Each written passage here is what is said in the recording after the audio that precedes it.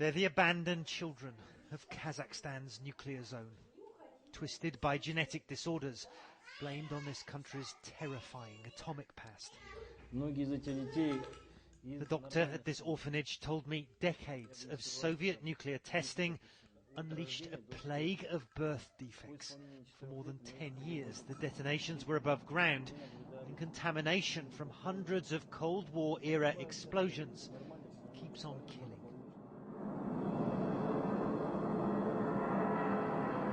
When the Soviet Union tested its nuclear devices, it chose one of its remotest, most desolate areas. But there were still people living here. And today, in villages like this one, close to the testing zone, many are feeling the terrible effects.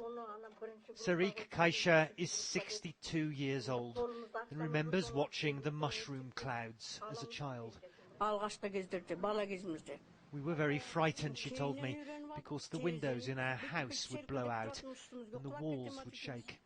My parents both died of cancer and my own son is handicapped, she says. And Sarik Kaisha isn't alone. Almost every family in her village, 20 miles from the old test site, is affected. I was introduced to Bikan by a local doctor, one of the few residents who agreed to be interviewed. She was born in 1951, 2 years after the nuclear testing began. Her facial disfigurement, she says, has left her in despair. If only there had been no bombs, I could have been equal to everyone else, she says. My youngest daughter looks like me too. I worry about her future more than anything.